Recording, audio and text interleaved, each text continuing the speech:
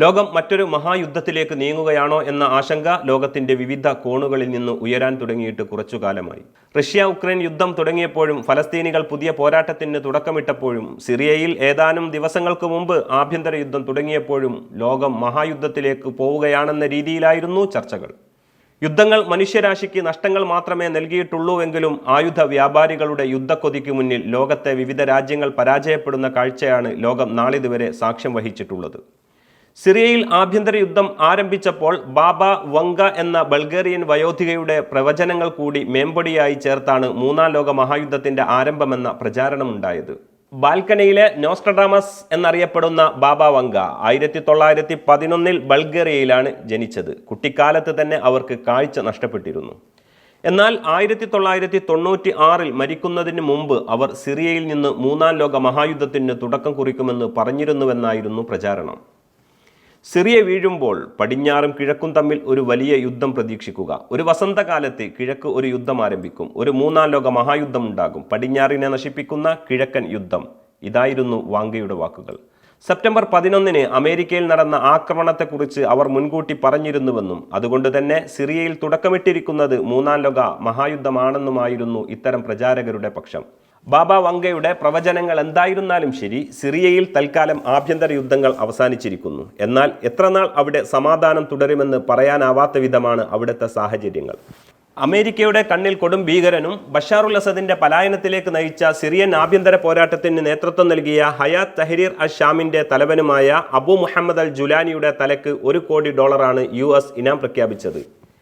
സിറിയയെ നല്ല രീതിയിൽ മുന്നോട്ട് കൊണ്ടുപോകാൻ ജുലാനിയെ അവർ എങ്ങനെ അനുവദിക്കുമെന്നതുൾപ്പെടെയുള്ള വിഷയങ്ങൾ കാത്തിരുന്ന് കാണേണ്ടിയിരിക്കുന്നു. ബഷാർ വീണ ഉടൻ തന്നെ ഇസ്രായേൽ ചെയ്ത കാര്യങ്ങളും ഭാവി അത്രമേൽ ശുഭകരമായിരിക്കില്ലെന്നതിൻ്റെ സൂചനയാണ് നൽകുന്നത്.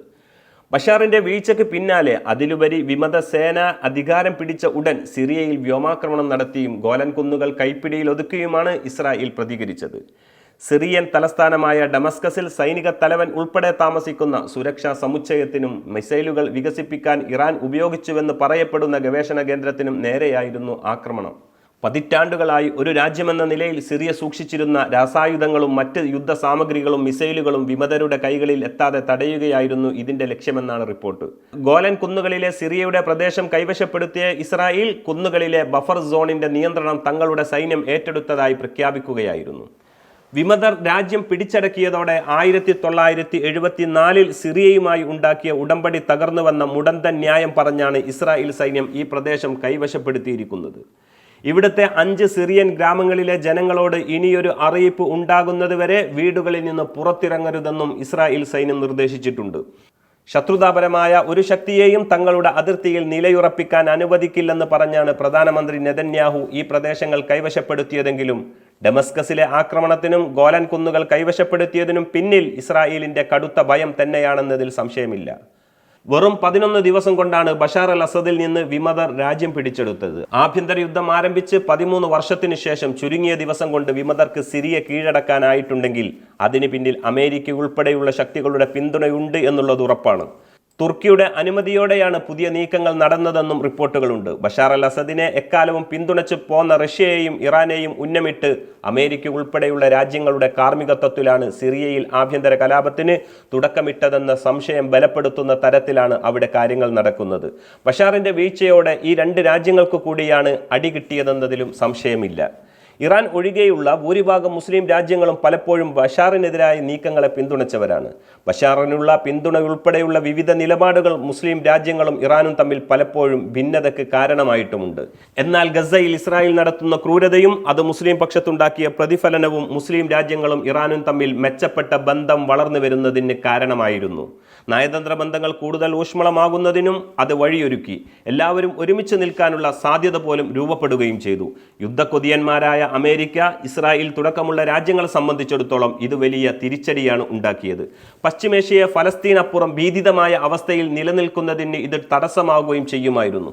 സ്വാഭാവികമായും ഇറാനും മറ്റ് അറേബ്യൻ രാജ്യങ്ങളും തമ്മിൽ സംഘർഷത്തിലേക്ക് നീങ്ങേണ്ടത് അവരുടെ സുപ്രധാന ആവശ്യമാണ്.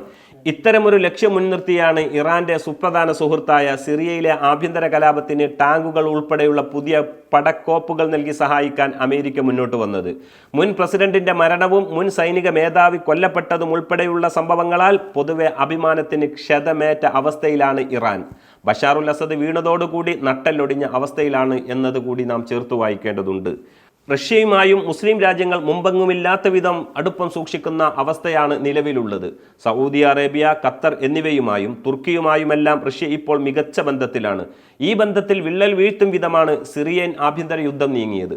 ഉക്രൈനിൽ വിജയം റഷ്യക്കാണോ അല്ലയോ എന്നത് ഇപ്പോഴും നിർണിതമായിട്ടില്ലെങ്കിലും റഷ്യക്ക് മേഖലയിൽ അല്പം മേൽക്കോയ്മ നേടാൻ സാധിച്ചിട്ടുണ്ട് എന്നുള്ളതിൽ അഭിപ്രായ വ്യത്യാസമില്ല. ഈ അപ്രമാദിത്യം ഇല്ലാതാക്കാനും ബഷാറിനെ കുടിയിറക്കുക വഴി സിറിയയിലെ ബഷാർ നിയന്ത്രിത മേഖലയിലുടനീളം സൈനിക താവളങ്ങളുള്ള റഷ്യയെ തളർത്താനും അമേരിക്ക ഉൾപ്പെടെയുള്ള ശക്തികൾക്ക് കഴിഞ്ഞു എന്നതൊരു സത്യമാണ്. എല്ലാറ്റിലും ഉപരി എണ്ണയുടെ വലിയ കരുതൽ ശേഖരമുള്ള സിറിയയെ തങ്ങളുടെ കൈപ്പിടിയിൽ ഒതുക്കുക എന്ന പാശ്ചാത്യ ശക്തികളുടെ ലക്ഷ്യം കൂടി ആഭ്യന്തര യുദ്ധത്തിന് ആയുധങ്ങൾ നൽകി സഹായിച്ചതിന് പിന്നിലുണ്ട്.